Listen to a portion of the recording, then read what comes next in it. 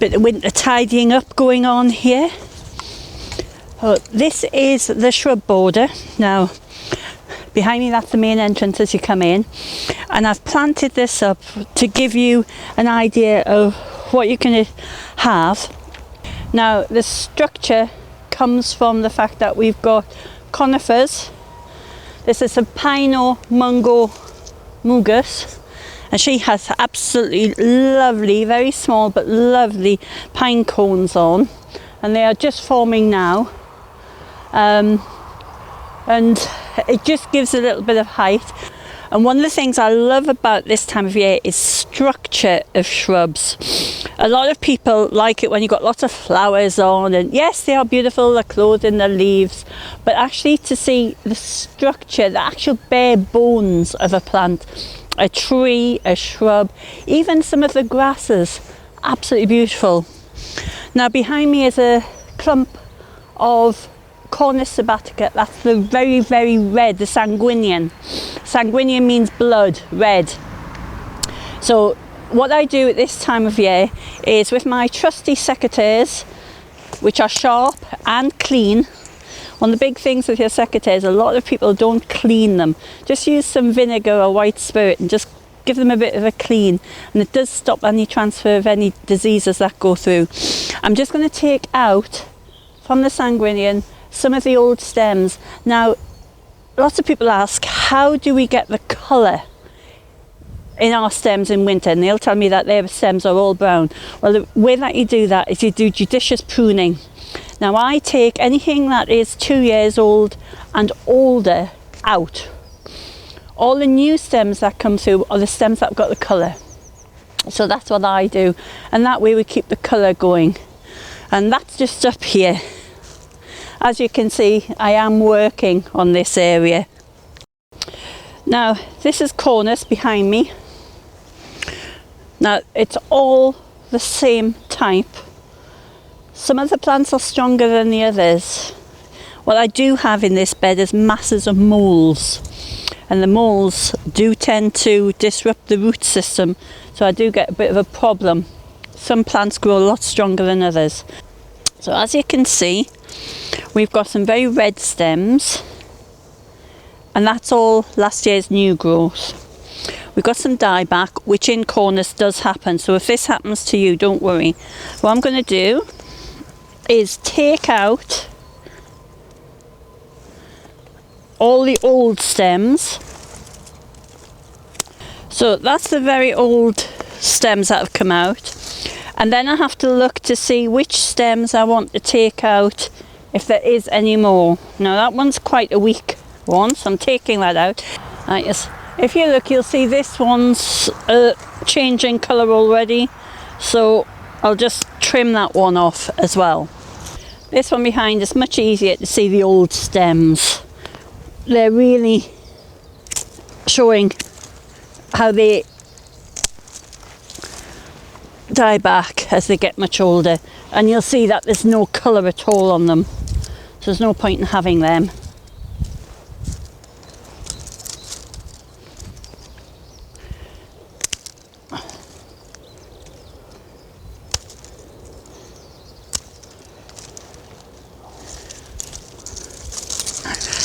It doesn't take very long, and this makes a huge difference for next winter, because all the work I'm doing now is for next winter.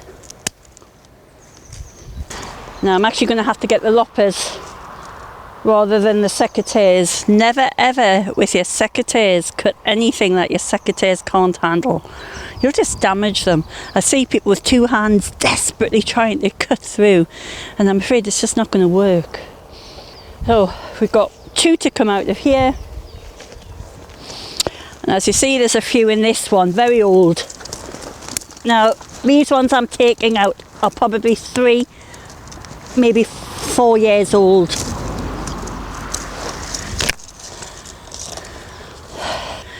So what you can see is the colour change. So that's the very old.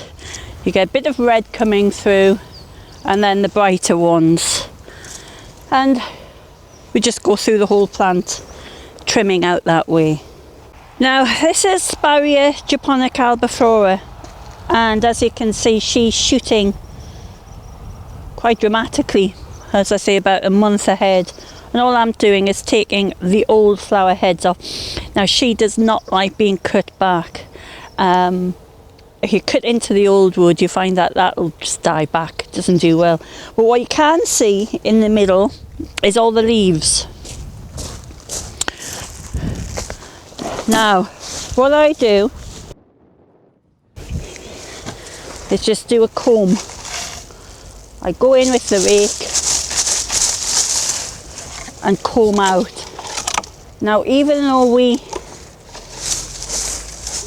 got all the leaves out last year, because we do have so many trees around us, we do end up with them being caught in the shrubs.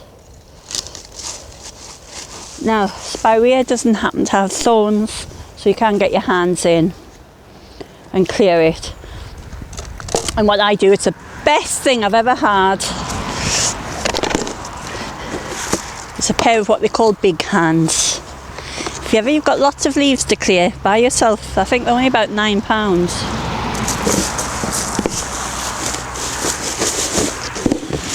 And there we are, cleared. You can use them to rake up. There we are. Clearing the leaves just tidies everything up. I do have a big leaf blower.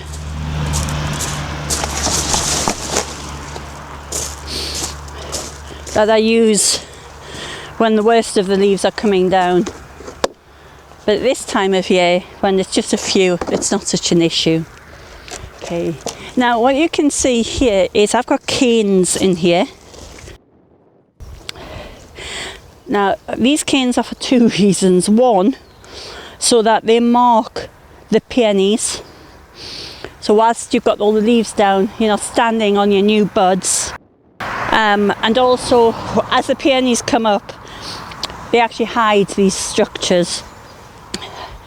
In an ideal world, I would have the most beautiful wrought iron structures that would show.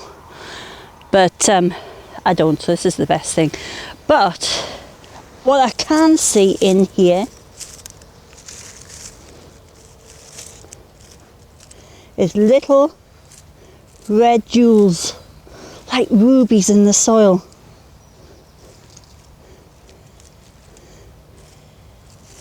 And these are all the new buds already coming up. Now, if I stand on them, they're the flowering buds that will come up. I'll lose this year's flowers. So I should have protection cane tops on these, which I don't have. But I'm the only person that works this garden, so it's not too bad. I know they're there. But if I had somebody else working this garden, I would put protection cane tops on. As you can see, it's fairly well weeded.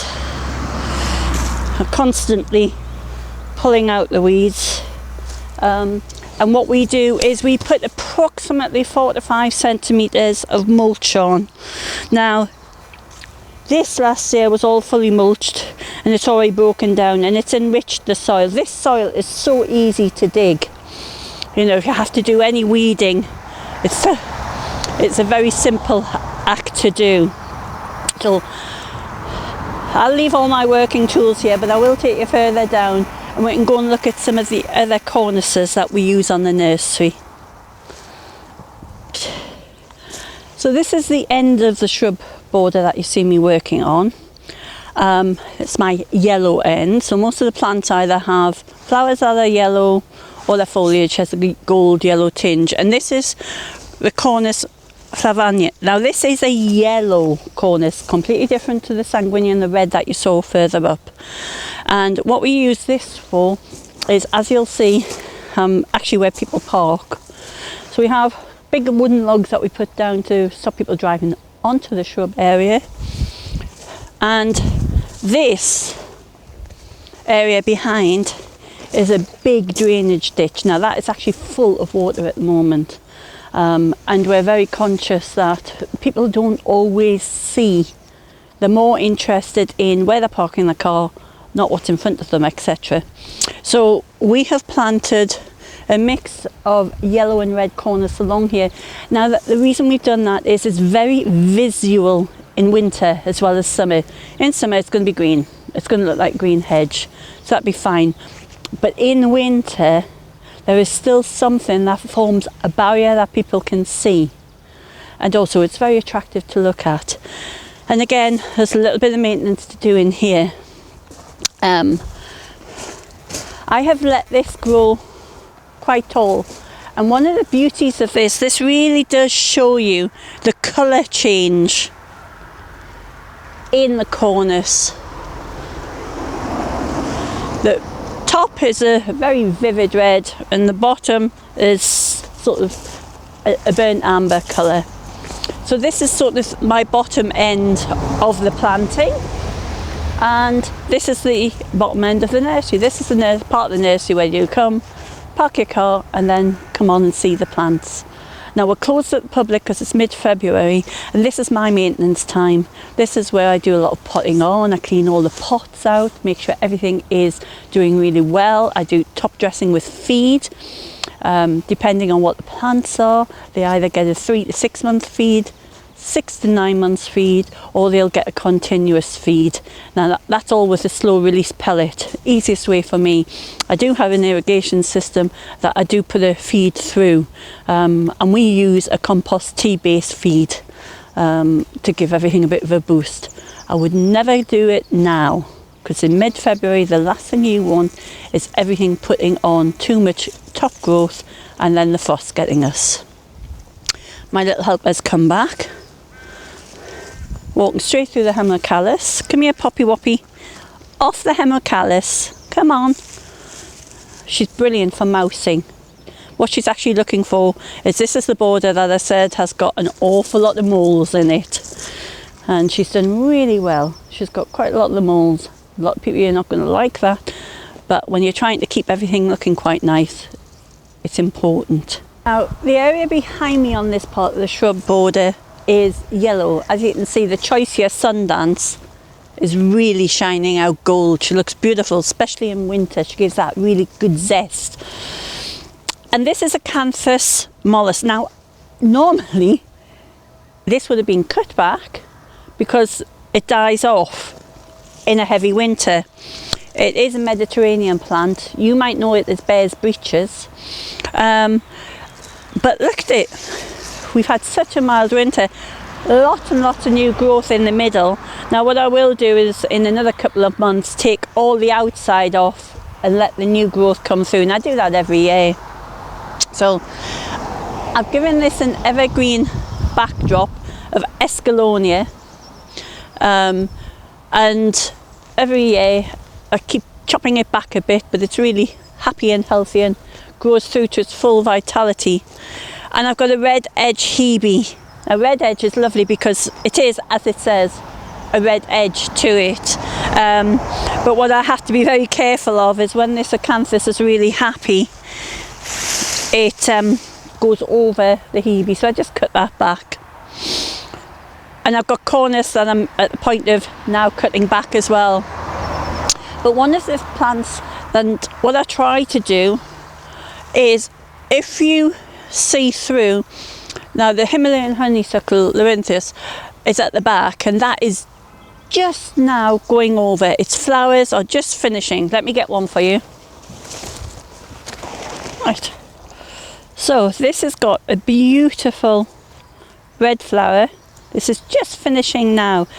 Very, very rare to get something that will give you a flower for more than a short period of time. This has been flowering since September. We're now into February.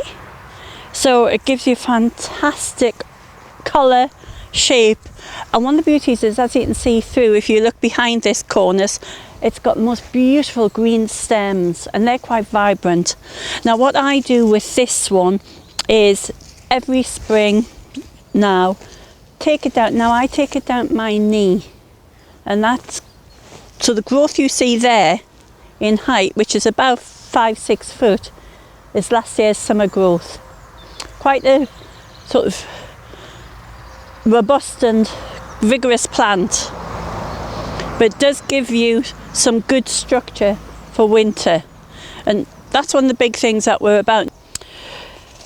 Now I cut all my roses back, as you can see, to approximately mid-thigh, and I did this end of November, December, when the bulk of them stopped flowering.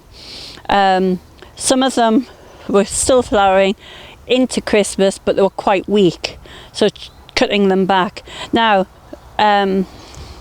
this is Sir John Betjeman, as you see, quite a vigorous rose, and because it's such a vigorous rose, it's really good to have a structure behind it to show it off to its best. Now this is Reines de Valette. Now this is a very old rose, and with old roses, they don't like a lot of really vigorous pruning, but they do like some pruning. So she's been left, she's a bit more open and a bit more flouncy, shall we say. And what I've done behind this pinus is I planted some, now this is purple willow, and what is just happening now, and I can just see, let me show you, this is beautiful. Now this is the willows, the pussy willow as I called it as a child, and I will say it's very addictive because it's so soft, but it's like having beautiful little white snowballs on the stems. And again, this can be cut right the way back to the ground, or it can be trained so that you have a single stem and you have a lot of colour coming off the back of it. I let them grow a bit wild really, but then that's what I like. I don't like anything to be too pruned if it doesn't have to be. Okay, so we've got quite a lot going on in this border. Originally, when I planted this border up, I didn't put roses in. I wasn't going to put roses in. And I got space between everything, so that everything has got a space to go into, because I wasn't after an instant result. A lot of people like a full border immediately, so they plant bigger plants and they also put them a lot closer together. Originally, the first thing that we did with this, and actually it was 1.5 years of weed killing this border. I know a lot of people don't like it, but we did everything we could, because this was just thick with mare's tail, horsetail, nettle, which proves the soil was good and fertile, thistles, dockweed, bramble. So it took a lot of clearing. And then we slowly introduced, I put height to the back, because as you can hear, we're right on the main road here. So we've got a British native hedge at the back as the background. Then you've got the ornamental shrubs at the back, which gives some height and colour, and then we come down. But I did feel that through the summer I wanted a little bit more than the flowers off the shrubs. Cornus have the most beautiful white flowers, don't last particularly long time.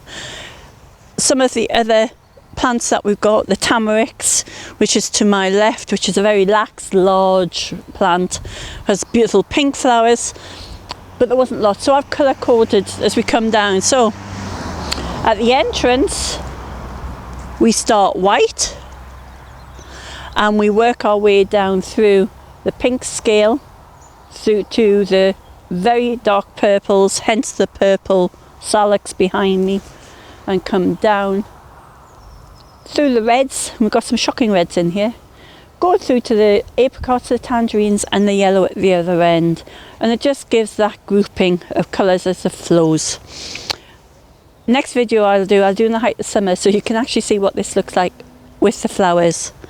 And just remember, if you see anything broken, carry your secateurs around, give it a chop. Don't leave anything with gaping wounds without a clean cut.